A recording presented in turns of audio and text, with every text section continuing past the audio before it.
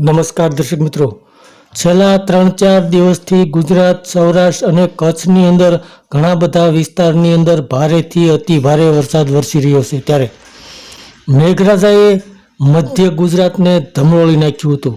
બોરસદમાં 14 inch વરસાદ પડ્યો હતો, તો વડોદરામાં 8 ઇંચ વરસાદમાં જળબંબાકાર જેવી સ્થિતિ ઉદ્ભવી હતી. મોટા ભાગની સોસાયટી પાણીમાં ગરકાવ થઈ ગઈ હતી અને રસ્તાઓ પર દરિયા જેવો માહોલ જોવા મળી રહ્યો હતો. તો અંકલેશ્વરમાં પણ આમલાવાડીમાં ઘોડાપૂર આવ્યું હતું, જે ઘોડાપૂરની અંદર 4 ઘોડા તણાયા હોવાના પણ સમાચાર મળી રહ્યા છે.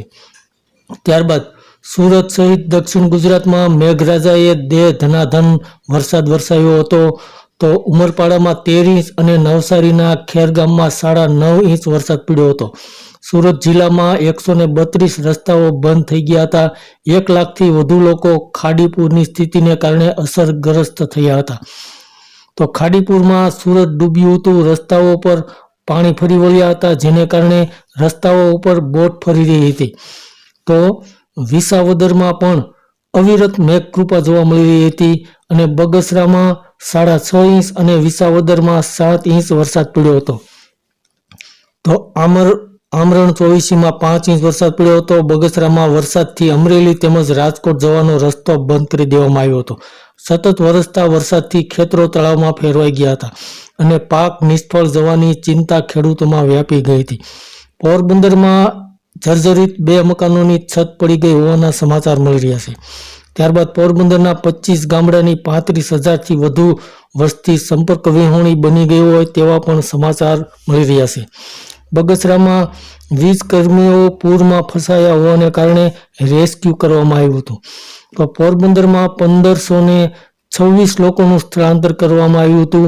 પોરબંદરમાં અતિ ભારે વરસાદ પડેલા વરસાદમાં જિલ્લા વહીવટી તંત્રએ 1526 લોકોને સ્થળાંતરિત કર્યા હતા.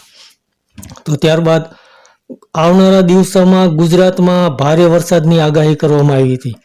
તો આગામી 2 દિવસ રાજ્યમાં ભારેથી અતિ ભારે વરસાદ પડવાની આગાહી હવામાન વિભાગે કરી છે. તો 25 અને 26 જુલાઈના દિવસે રાજ્યમાં વરસાદી માહોલ હળવો રહેશે. જ્યારે ખાસ કરીને જોઈએ તો સૌરાષ્ટ્રના 3 જિલ્લા અને દક્ષિણ ગુજરાતના 4 જિલ્લામાં ધોધમાર વરસાદ પડવાની આગાહી કરી છે. જેમાં અમરેલી, ભાવનગર, વલસાડ જિલ્લામાં ઓરેન્જ એલર્ટ આપવામાં આવ્યું છે.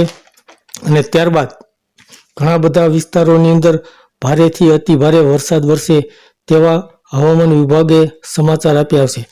તો ગીર સોમનાથ, સુરત, નવસારી અને ડાંગ જિલ્લામાં ભારે વરસાદની આગાહી કરવામાં આવી છે, જેમાં યલો એલર્ટ જાહેર કરવામાં આવ્યું છે.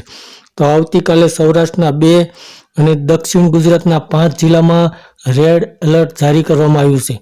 તો હાલમાં સૌરાષ્ટ્ર, ગુજરાત અને કચ્છની અંદર સમગ્ર વિસ્તારની અંદર મોટાભાગના વિસ્તારમાં જળબંબાકાર જેવી સ્થિતિ જોવા મળી રહી છે. ત્યારે હવામાન વિભાગે આવનારા 2 દિવસ વધારે ભારેથી અતિ ભારે વરસાદની આગાહી પણ કરી હતી.